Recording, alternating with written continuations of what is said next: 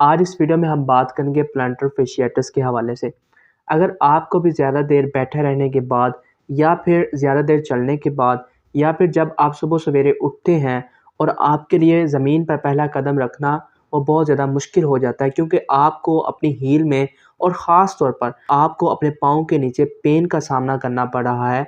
तो ये वीडियो आपके लिए बहुत ज़्यादा इम्पोर्टेंट होने वाली है, क्योंकि आज इस वीडियो में हम बात करने वाले हैं प्लांटर fasciitis के हवाले से। आज इस वीडियो को बनाने का मकसद भी यही है कि आपको प्लांटर fasciitis के हवाले से कंप्लीट आगाह किया जाए, ताकि अगर आपको या आपके इर्द-गिर्द किसी भी पर्सन को इस तरह की किसी भी प्रॉब्लम का सामना करना पड़ रहा है, तो ये वीडियो देखने के बाद उनको दोबारा इस तरह की किसी भी प्रॉब्लम का सामना ना करना पड़े।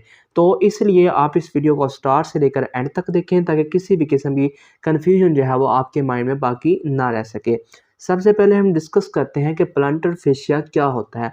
प्लांटर fascia बेसिकली ये स्ट्रॉन्ग बैंड ऑफ टिश्यूज़ है जो कि हमारे फुट के निचले एरिया पर प्रेजेंट होता है। इसका काम क्या होता है, इसने हमारी फुट की जो आर्चीज़ हैं उनको सपोर्ट देनी होती है, और उसके अलावा जो हमारे फुट के एरिया में न्यूरोवेस्कुलर स्ट्रक्चर्स प्रेजेंट होते हैं उनको इसने प्रोटेक्ट करना होता है। और इसके अलावा plantar fascia as a shock absorber भी काम करता है, क्योंकि जब भी हम जंपिंग करते हैं या फिर हम दौड़ते हैं या फिर हम कोई भी इस तरह की एक्टिविटी परफॉर्म करते हैं जिससे हमारे फुट के ऊपर प्रेशर आए और इससे हमें किसी भी किस्म की इंजरी के चांसेस हों, तो वहाँ पर जो प्लांटर fascia है वो एज अ शॉक अब्जॉर्बर काम करता है।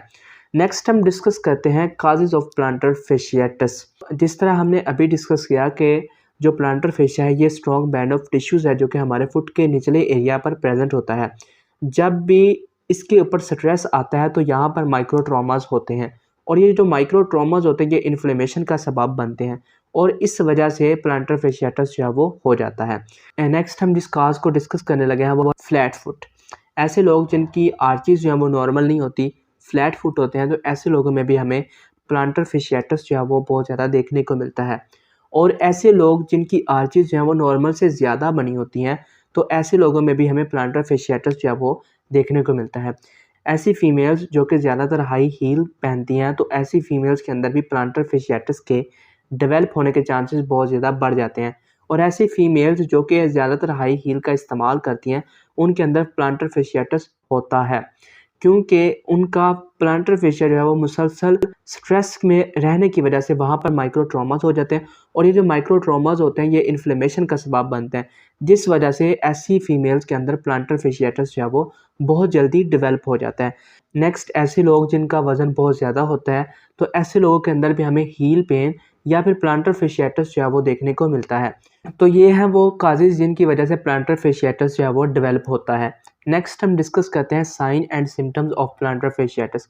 ऐसे लोग जिनके अंदर प्लांटर fasciitis जो है वो डेवलप हुआ होता है, तो ऐसे लोगों के लिए ज़्यादा देर तक खड़े रहने के बाद या फिर ज़्यादा देर तक चलने के बाद, या फिर ऐसे लोग जब सुबह सवेरे उठते हैं, तो जब वो अपना पहला कदम जो है वो ज़मीन के ऊपर रखते हैं तो उनको हील पेन का सामना करना पड़ जाता है। और ऐसे लोग जो हैं वो ये भी कंप्लेंट कर रहे होते हैं कि उनकी जो हील से लेकर उनका जो टो तक एरिया है वहाँ पर उनको जलन महसूस हो रही है। और ऐसे पेशेंट्स जो हैं वो ये भी कंप्लेंट करते हैं कि जब वो चलते हैं तो उनको हील के अंदर जो है वो पेन महसूस होती है। और इसके अलावा ऐसे पेशेंट्स जो हैं वो ये भी कंप्लेंट करते हैं, ख़ास तौर पर ऐसी फीमेल्स जो कि हाई हील पहनती हैं, तो वो कहती हैं कि जब हम हाई हील पहनती हैं तो हमें हमारे फुट में बहुत ज़्यादा पेन जो है वो महसूस होती है। तो ऐसे लोगों को चाहिए कि वो फ़ौरन किसी डॉक्टर के साथ कंसल्ट करें, या फिर अगर आप या आपके इर्द-गिर्द किसी भी पर्सन को इस तरह की किसी भी प्रॉब्लम का सामना करना पड़ रहा है, तो वो इस दिए गए नंबर पर राब्ता करके हमसे भी कंसल्ट कर सकता है। नेक्स्ट हम डिस्कस करते हैं treatment of plantar fasciitis। Planter fasciitis के ट्रीटमेंट के हवाले से सबसे पहले हम जिस चीज़ को डिस्कस करने लगे हैं वो है मेडिकेशन।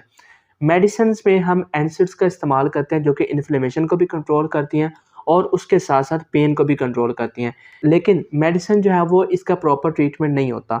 जैसे ही हम मेडिसिन का इस्तेमाल कम करते हैं तो हमें दोबारा से पेन होना स्टार्ट हो जाती हैं। मेडिसिन्स जो हैं वो एक ख़ास हद तक इन्फ्लेमेशन को कंट्रोल करती हैं। जैसे ही मेडिसिन्स का असर ख़त्म होता है तो दोबारा से इन्फ्लेमेशन भी स्टार्ट हो जाती है, और ऐसे लोगों के अंदर दोबारा से हील पेन भी या फिर प्लांटर fasciitis जो है वो डेवलप हो जाता है। नेक्स्ट हम जिस ट्रीटमेंट को डिस्कस करने लगे हैं वो है फिजियोथेरेपी। फिजियोथेरेपी में हम डिफरेंट मोडालिटीज़ का इस्तेमाल करते हैं, जिस तरह टेंस का इस्तेमाल हो गया, और उसके साथ साथ हम अल्ट्रासाउंड का इस्तेमाल करते हैं, क्योंकि ये इन्फ्लेमेशन को कंट्रोल करते हैं। और इसके साथ-साथ हम ऐसे पेशेंट्स को डिफरेंट एक्सरसाइज़ेज़ जो हैं वो रिकमेंड करते हैं। एक्सरसाइज़ेज़ जो हैं वो डिपेंड कर रही होती हैं according to the condition of patient, और ये वेरी करती हैं फ्रॉम पेशेंट टू पेशेंट। अगर आप या आपके इर्द-गिर्द किसी भी पर्सन को इस तरह की किसी भी प्रॉब्लम का सामना करना पड़ रहा है, तो वो इस दिए गए नंबर पर राब्ता करके हमसे कंसल्ट कर सकता है।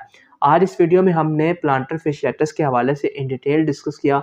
उम्मीद है आज की वीडियो आपको बहुत ज़्यादा हद तक पसंद आई होगी।